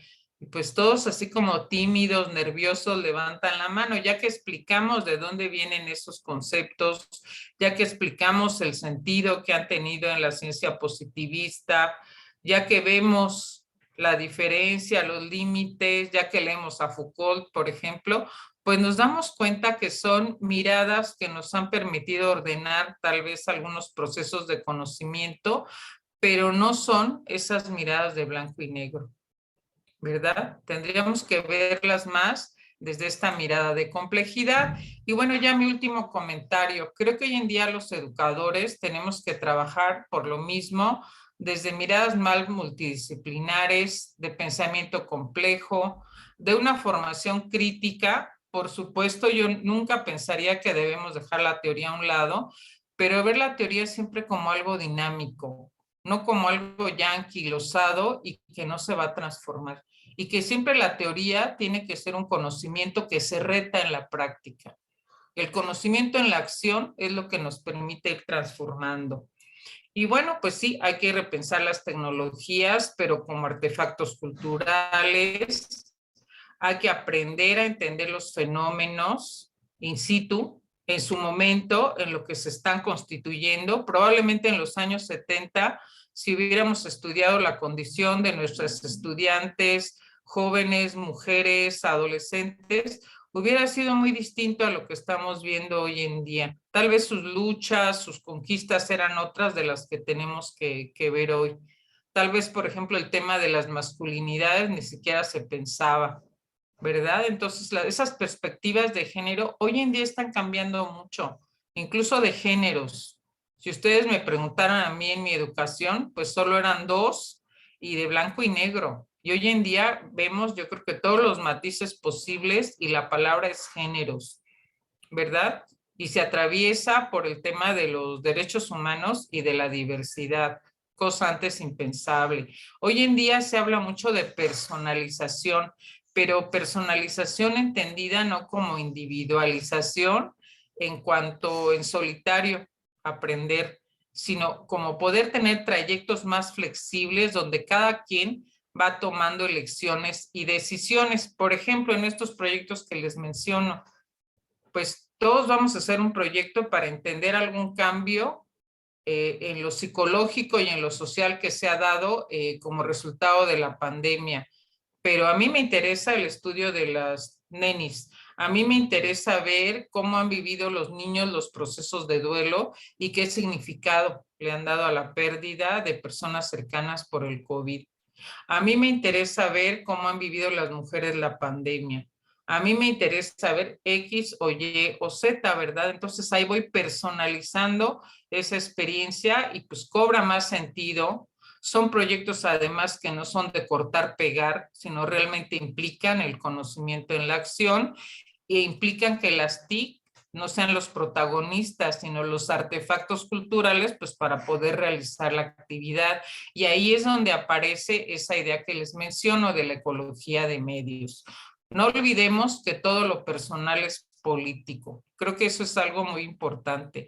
Y lo que vive cada persona, pues también es reflejo de una sociedad. Creo que los educadores tenemos que estar siempre con esas dos perspectivas. Tenemos también que pues ver los retos para hacernos una sociedad más sustentable, más equitativa, más justa socialmente. Tenemos que pensar que la educación, claro, es para que cultivemos mejores mentes, personas más brillantes, más educadas, con más capacidad, pero también con mayor bienestar y con la posibilidad de potenciar su desarrollo humano, ¿verdad? Y pues creo que tenemos muchas tareas para innovar la forma en que enseñamos. Creo que lo que vivimos en pandemia nos hizo ver lo bueno, lo malo y lo feo, como la película, ¿verdad? Esa emblemática que ustedes saben. Y yo creo que hay muchos ejemplos muy interesantes de maestros que no teniendo las mejores condiciones lograron hacer innovaciones bonitas en su didáctica. Y personas también que teniendo pues toda la tecnología, los equipos, etcétera, pues no lograron ningún cambio más que trasladar lo que hacían en el cara a cara a lo que hacían en pantalla y no lograr más que lo que nos decían los alumnos, sentirse aburridos. Entonces, pues muchísimas gracias a ustedes. Creo que nuestros retos son pensar nuevas ecologías para el aprendizaje y la comunicación, darnos cuenta que hoy en día coincide el aprendizaje formal, el informal, que pues tenemos que repensar también, a mí me parece, a mí eso me ha funcionado excelente, experiencias donde recuperemos pues el aprendizaje basado en el juego, lo que se llama el ocio humanista, las posibilidades multimedia para recrear escenarios, hacer simulaciones en el aula, pero mucho el trabajo que tiene un sentido de comunidad, ¿verdad? Que tenemos que fortalecer el autoaprendizaje porque vemos que no lo hemos logrado fortalecer y que pues tenemos que pensar, ¿verdad? Cómo recuperamos más todas estas ideas de medios, tecnologías, nuevos métodos de enseñanza, pero pensando en cuál es la meta última. La meta última no es aprenderse el contenido curricular en frío, sino ir transformando estas situaciones que no hemos logrado educar a nuestros alumnos para ser buenos ciudadanos, para ser personas que respeten a los otros, para ser personas que eviten tanta escalada de violencia o de depredación de nuestro ambiente. Y bueno, pues muchísimas gracias por haberme escuchado. La presentación es para ustedes. Les dejaré algunas referencias, algunas sugerencias de materiales para leer.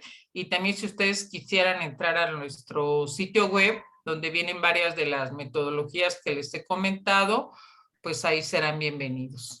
Gracias, gracias Octaviano. Aquí estamos ya por si Sí, quieren doctora. compartir algo más. Claro, sí, doctora, muchísimas gracias.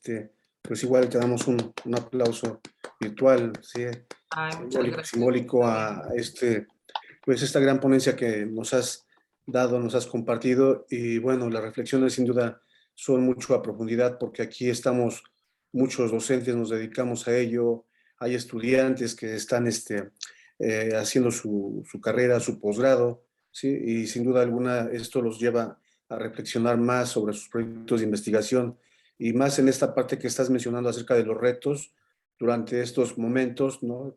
Tan críticos, tan difícil, provocados por la pandemia, el regreso nuevamente a las aulas, ¿no? ¿Cuáles fueron esos retos? Cuando nos plantea estas preguntas nos permite reflexionar en realidad cuáles fueron esos retos que tuve cuando dábamos clases en línea y ahora los presentes. ¿Son iguales, cambian o en qué consisten? ¿No? Pero creo que hay varias líneas en las que llevaste esta ponencia tan interesante, los retos acerca del uso de las tecnologías, cómo las entiendo, cómo las utilizo, qué me hace falta, si esta parte tan importantísima, las emociones en el aula, cómo ayudo al niño, al joven, al estudiante incluso de posgrado, ¿no? Para que se motive, para que esté presente y se autorregule en estos momentos de los procesos de enseñanza-aprendizaje. No es tan fácil. Gracias por las nuevas líneas sobre las críticas de las neurociencias aplicadas a la educación, que hay que tomarlo con pincitas. Sí, y bueno, en este sentido, ¿no? También nos invitas, nos motivas. Tú en este momento, cuando presentas partes de tus últimas investigaciones que estás haciendo, ¿no? Con los jóvenes, los testigos, los testimonios, las voces, las fotografías, los videos de estas maestras, de estos alumnos, de qué problemas están teniendo, cómo aprenden, ¿no? Los proyectos para la investigación en la educación, para la intervención. Bien, planteamos unas dos, tres preguntas, comentarios que sean breves y directos sobre la temática, ¿sí? Para que podamos cerrar esta sesión. Entonces, si alguien quiere plantear la pregunta, algún comentario, por favor lo puede hacer, levanta la mano y en ese orden, por favor.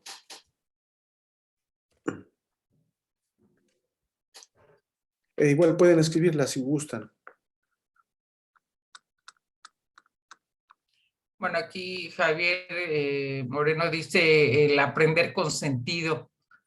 ¿Qué se puede aconsejar al respecto? Bueno, pues es que el tema de aprender con sentido, en sí mismo el tema del sentido en el aprendizaje, creo que es de los temas que se está revisitando. Por eso les decía que uno de los retos de nosotros en el campo de la educación y en este momento es que pues casi todas nuestras teorías y conceptos, aún los que dábamos ya por muy sabidos, están siendo objeto de una revisión, porque la idea del sentido, la idea clásica del sentido, ya ven que siempre la hablábamos, el sentido y el significado.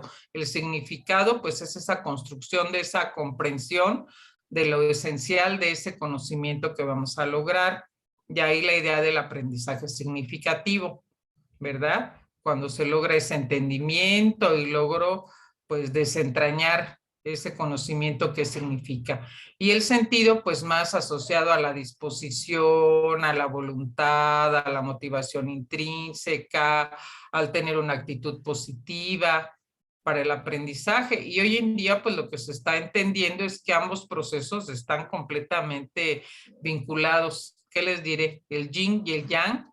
Y lo que se está buscando son constructos, categorías que nos permitan darle una mayor integración y una exploración pues más cercana en los procesos educativos. Ahí es donde yo le sugería este doctor, pues muy interesante, que se apellida Sembilas, es un doctor de la Universidad de Chipre, fíjense, y ha hecho investigaciones muy interesantes en esta línea y las ha hecho también en los entornos virtuales, y él lo que ha encontrado, pues a lo mejor implícitamente se los traté de comentar.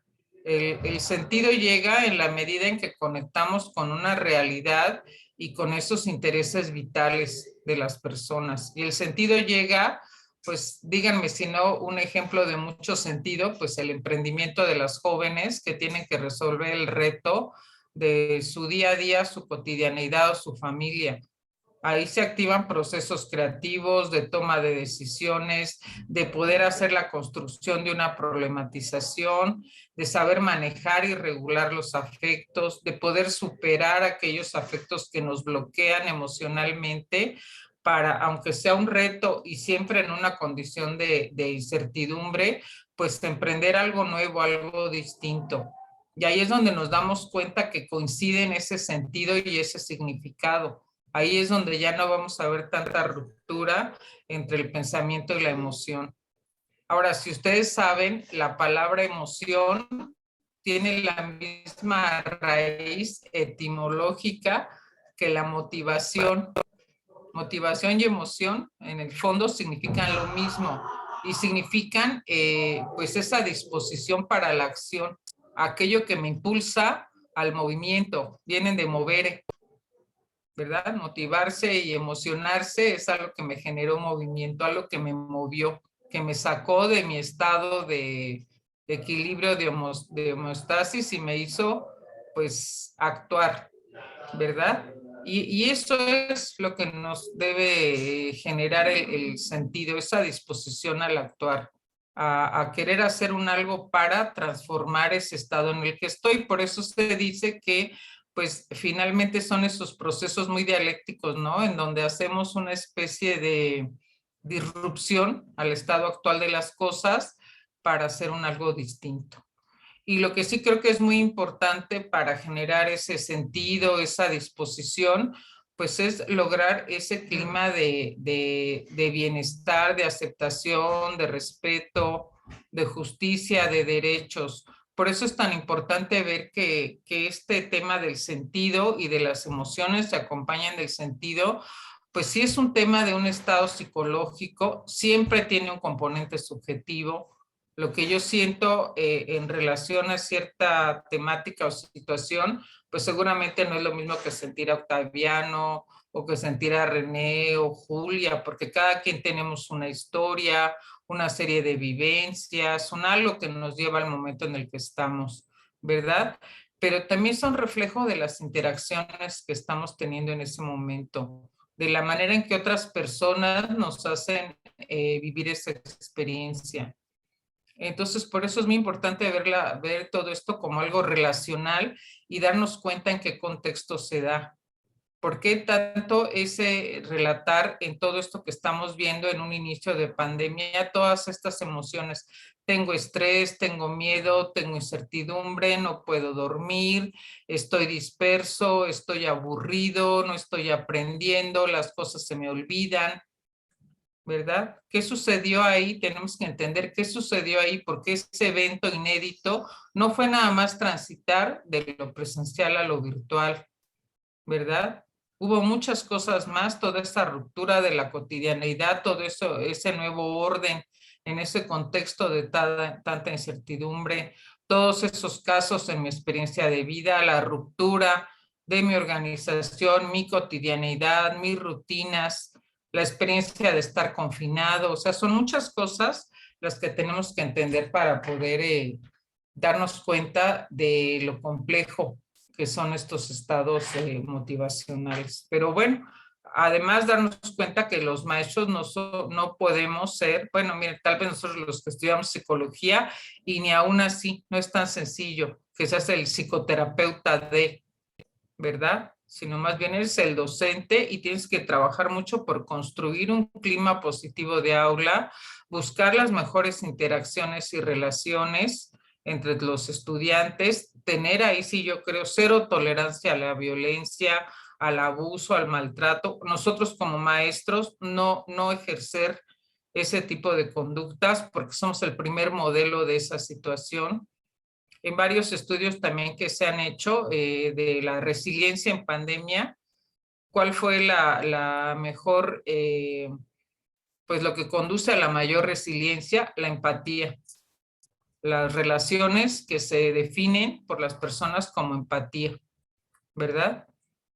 Cuando se va dando la empatía y se empieza a dar una acción colectiva de compromiso entre varios por el bienestar de todos, empieza la resiliencia, ¿verdad? Ya le subimos aquí, me pregunta Elizabeth, cómo acceder a las diapositivas. Ya las subimos aquí, las subió Octaviano y después se las subí yo. Vean dónde está el archivo y lo descargan. Simplemente lo descargan fácilmente para sus dispositivos. De hecho, profesor, está abajo de su comentario como 3, 4 comentarios más. Y ya lo pueden descargar. Ahí se los puso Octaviano a la 1:36, ¿verdad? Sí, ajá, sí están ahí como 3 veces, están puestos ahí. Busquen ahí en el chat y ahí pueden descargarlo, está en PDF. Bueno, por aquí una última pregunta, doctora. Le plantean de cuál es el papel de la justicia social después de la pandemia y bueno, y si está presente. Pues miren, la idea de la justicia social es esto, que existan condiciones equitativas para todos los alumnos. Nuestro sistema educativo es sumamente desigual, ¿verdad? Entonces se tiene que asegurar pues condiciones equitativas, condiciones pues esto de seguridad, de instalaciones dignas, de acceso a la tecnología en buenas condiciones. Desde 2013, fíjense, está decretado en nuestro país que acceder a la tecnología con fines educativos es un derecho humano. Entonces debería estar resuelto y todos deberíamos poder tener acceso a la tecnología para fines educativos. Todos debimos tener acceso a Internet para poder llevar los programas de Aprende en Casa, ¿verdad? Si es nivel básico y para acceder en nivel superior. Sí, claro, se hicieron muchos esfuerzos, tampoco hay que desconocerlo. A muchos se nos dio todo lo que se nos pudo dar para tener acceso a las plataformas, al Google, a los correos electrónicos. De hecho, de eso sí se reportó la estadística de que, pues, de 3 y pico millones de maestros de básica, por lo menos, bueno, la mitad, no fue todos, como 1,5 millones accedieron a todas estas prestaciones de parte de la Secretaría de Educación para tener acceso a teléfonos, a cuentas de correo, a las plataformas, etcétera. Yo me pregunto, ¿por cuánto tiempo se mantendrá esto? ¿Se incrementará esta prestación o más bien ya pasada pandemia nos van a decir que como ya regresamos a lo presencial, pues ya no se requiere? Espero que no, ¿verdad? Pero se debería impulsar mucho. Yo entiendo la austeridad, pero no en ese sentido. Impulsar mucho mejores condiciones de escuela, las mejores condiciones y las más dignas para que pueda tener acceso. Es una condiciones de equidad en esta. La otra es en los otros con buenos procesos de formación, no solo para usar tecnología. Fíjense que ahora lo entiendo más desde esta idea de la que les decía, la ecología de los medios al servicio de la educación. Tantos medios educativos, recursos,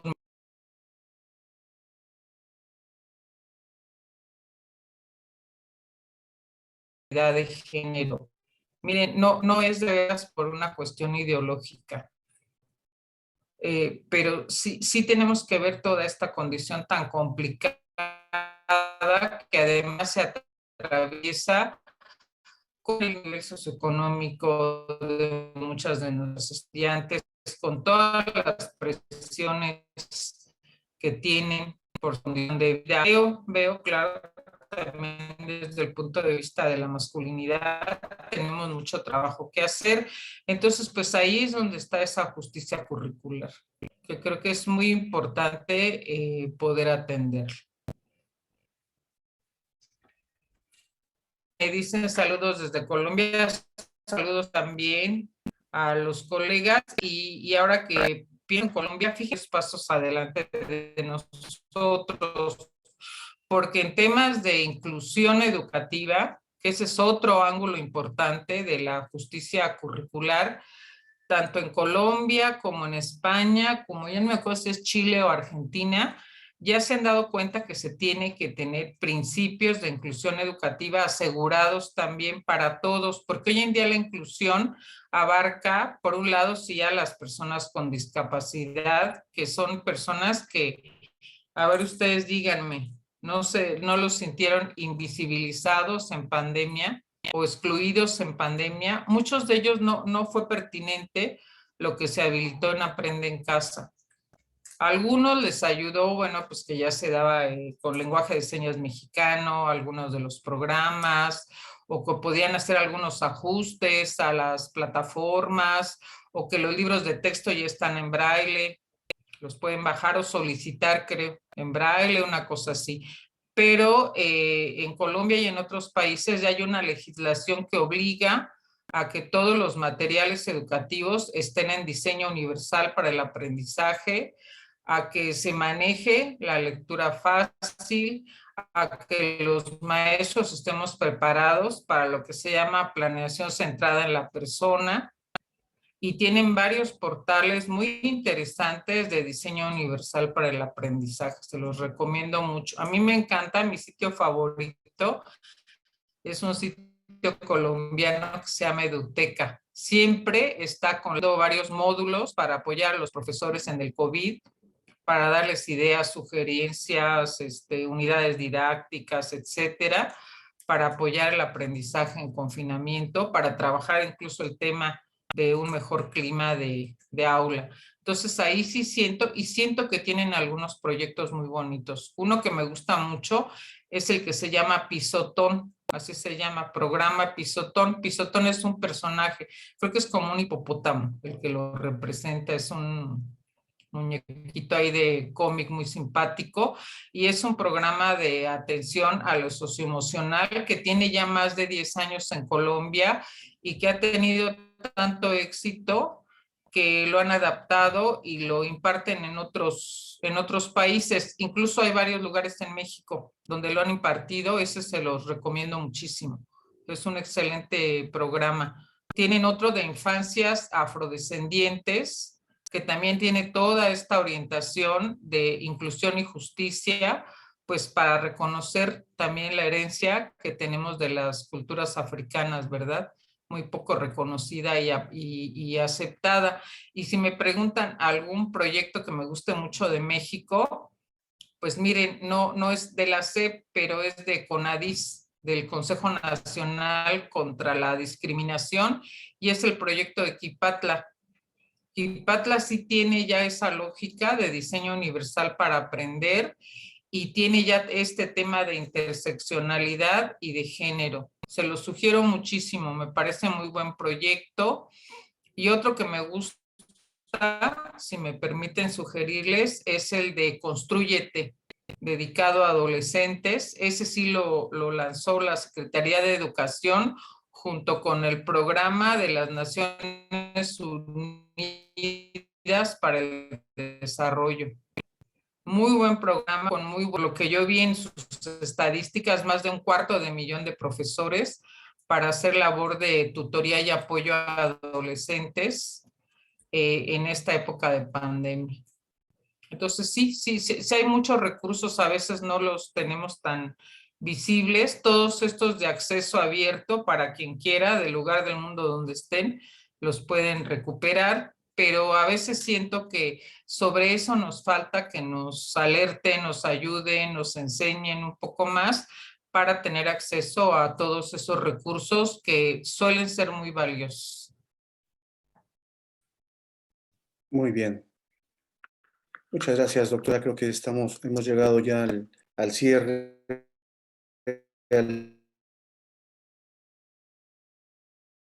Pero pues el tiempo se ha agotado, ¿no? Es tiempo de Sí, cerrar. sí, pues sí. Doctora, pues bien interesante, muy bonito, ¿no? La forma en cómo nos transmites, pues tus avances en tus proyectos, estas temáticas actuales en el campo de la educación. Sí. Bien, quiero dar la voz a la maestra Antonia, sí, por favorcito. la maestra Antonia Holguín Neira, coordinadora del área de investigación educativa y líder del cuerpo académico de interculturalidad y tecnologías de la información. Maestra Antonia. Muchas gracias, doctor Octaviano. Pues primeramente agradecer a la Universidad Autónoma del Estado de Hidalgo y a los cuerpos académicos que forman parte de esta red en la que hemos estado involucrados desde hace 5 años. Creo que algo muy importante por lo que hemos estado abonando y trabajando es esa colaboración que nos está fortaleciendo y crecer profesionalmente tanto los docentes como estudiantes que se encuentran en este plano ya en nuestra escuela normal. Y agradecer su presencia de docentes de la escuela normal, estudiantes que estuvieron conectados a través de sus grupos, en sus grupos de clase, asimismo a maestros, directores y supervisores que se conectaron de la región de que estamos nosotros aquí en el Valle del Mezquital, ya que son docentes que colaboran de igual manera con nosotros al abrir sus espacios, sus escuelas de práctica, ¿no? Creo que esta conferencia nos lleva a muchas reflexiones y agradecer sobre todo la aportación que nos hace la doctora Frida. Creo que nos lleva a reflexionar sobre esos artefactos culturales que de alguna manera tenemos en el día a día y que tenemos que visualizarlos en cómo nos van a ayudar, comprender esa ecología de los medios, reflexionar en esa parte que ella mencionaba sobre el mundo, ¿no? De cómo llevamos a los estudiantes que lean el mundo de acuerdo a Freire. Son situaciones que de repente no las pensamos o no las visibilizamos hasta que alguien más te dice, oye, ponle atención aquí, ¿no? Estos proyectos pedagógicos que tengan significado y cómo ella mencionaba una parte que me dejó así como que dije, sí es cierto, ¿no? Cuando el docente empieza a encontrarle ese clic, creo que este es algo que nos tiene que llevar a decir, a ver, ese clic, ¿dónde lo podemos encontrar en algo que te guste, en algo que te apasione? Y cómo incluso hay temas que no están investigados y que son momentos que podemos retomar y ir caminando hacia eso. Pues agradecer a la doctora Marisa Cáceres, doctora Marisela, líder del cuerpo académico, y a todos los integrantes de los cuerpos académicos, todo el apoyo brindado, y creo que si seguimos sumando esfuerzos, vamos a poder hacer trabajos conjuntos más adelante. Muchas gracias. Dejo la palabra a quien corresponda. Gracias, maestra Antonia. Doctora Marisela, como representante del cuerpo académico de currículum, ¿quiere participar, por favor? Gracias, buenas tardes. Como siempre, es un gusto tener este tipo de actividades académicas y sobre todo cuando estamos engalanados con la presencia de la doctora Frida Díaz Barriga, que siempre ha sido un referente importante, sobre todo en la innovación educativa, pero sobre todo ante la complejidad de los problemas que cada vez enfrentamos como docentes ante estas nuevas realidades, ante estas nuevas épocas, y que seguramente esta plática, esta charla, nos será de mucha utilidad a todos los que el día de hoy, e incluso a los que posteriormente lo vean a través de los videos, porque es una manera de brevar en torno a quienes, gracias a la investigación, nos aportan esos conocimientos, esa sabiduría que hace falta para guiar estos caminos tan inciertos y ahora mucho más que son la educación. Muchísimas gracias por este importante evento y por haber participado en esta actividad académica.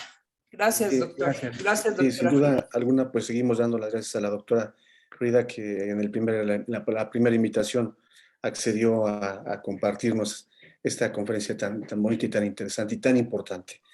Doctora, vamos a cerrar, doctora Marixa.